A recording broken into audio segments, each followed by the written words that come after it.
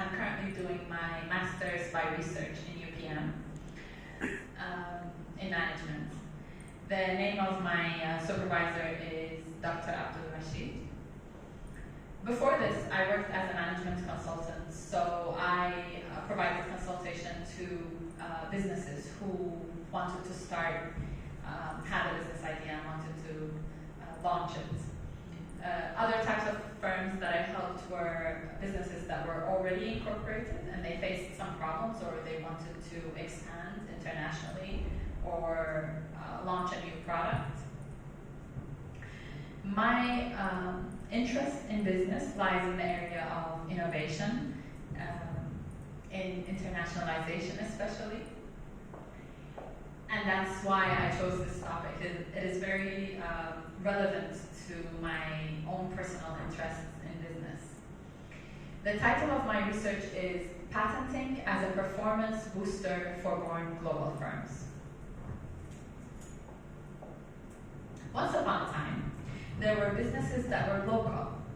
They started off in their domestic markets. They served their domestic clients. And their mindsets, their strategies were all local.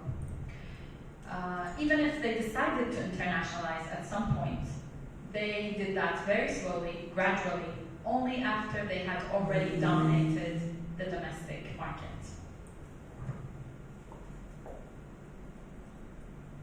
Today, however, this has changed.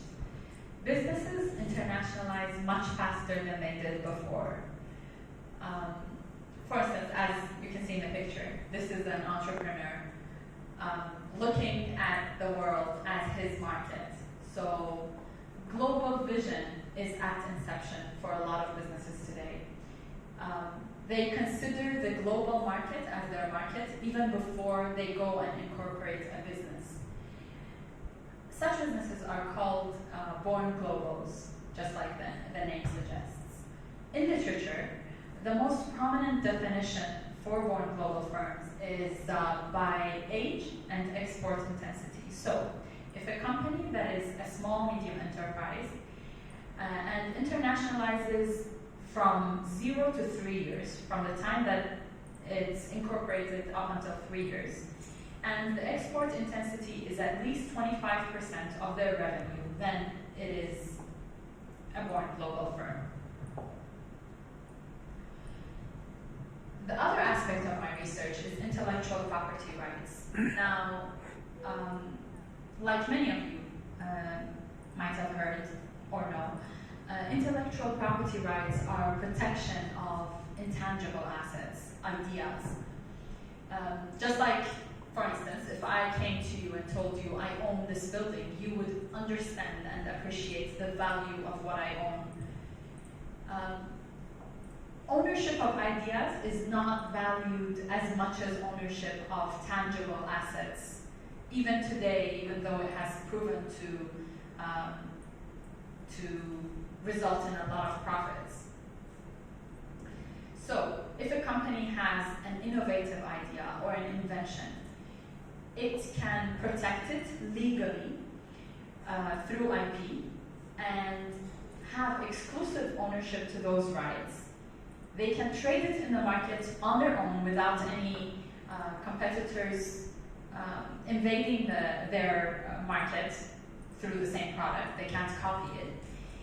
They can even, those businesses can even license this IP protection rights of that business idea to other businesses and earn money through that as well. So an intangible asset can be converted into a valuable business asset through IP protection. The significance of IP for born global firms that we discussed earlier lies in that. Born globals are a type of SME. In Europe, for instance, only 9% of SMEs have patents or trademarks, which are a type of IP protection, the most common IP protections. This 9%, although is a very low percentage, is responsible for 32% higher productivity. That means their employees generate more revenue, 32% more revenue than their counterparts that do not have this protection. They're responsible for 6 times higher employment rates and 1 in 3 jobs in Europe. They also provide 40% higher salaries than their competitors.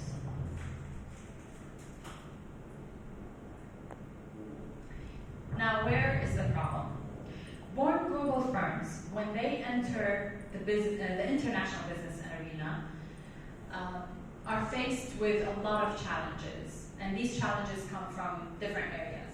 Just imagine if you were to enter a boxing tournament. You don't know boxing, you're new to boxing.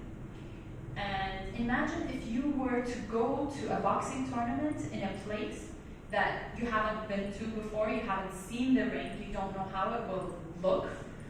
And imagine if you were much smaller than your opponent, the person who's going to fight you. So you would be highly disadvantaged. This is exactly how born globals are faced with liabilities of newness, smallness, and foreignness when they internationalize really early, because they, first of all, are small companies. They have very limited resources, and they are foreign to that market that they're trying to sell in, and they're new to business all in all. Liabilities of smallness, newness, and foreignness has been mentioned in a lot of literatures that attempted to uncover challenges that are faced by born globals. Now you might think, why encourage these born globals to rapidly internationalize when they face so many problems? Why not go back to the old slow internationalization mode? The reason is that these born global companies actually contribute a lot to their own economies, the national economies, or the country where they come from, as well as to the countries that they serve when they enter those global markets. For instance, in Eurofound 2013 and 16, they mentioned that in their survey, economic and labor market recovery in Europe was caused by the born globals there. Born globals affect economy and labor markets on a global level, also by Eurofound 2012. OECD 2013 mentioned that born globals helped in 2007 economic downturn, which is an economic jolt. So they helped their national economy to recover. Some Asian countries, as mentioned in Almor 2011, were able to overcome the Great Regression of 2008 through the help of the born global companies there. In this research, I'm proposing to integrate 2 types of theories. First, resource-based theory or resource-based view, which was coined by Wernerfeld in the 1980s and further evolved in the 1990s. This theory mentions that companies need to focus on managing their resources as a key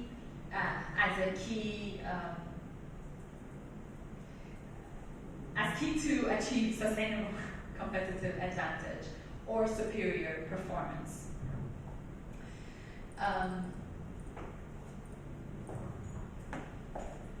So this is the first theory I'm considering to incorporate in this research. The second theory, or the supporting theory, the first was the underpinning theory. The supporting theory is also an evolved version of RBV, or resource-based view. It is called the dynamic capabilities. So the difference between RBV and dynamic capabilities is that in RBV it emphasizes sustainable competitive advantage through managing the resources. And in dynamic capabilities, these resources need to fulfill certain areas called VRIO. Let's go back to the previous slide. They need to be valuable, rare, not easily imitable, and manageable by that firm or organization. So in this research, I am proposing that patenting as an intellectual property rights be considered as a VRIO asset, which is patenting is a business asset. It falls under the rareness criteria through the criteria of patenting. By being protected, it is not easily imitable, and it can be managed by innovation of that company can be managed through having a patent.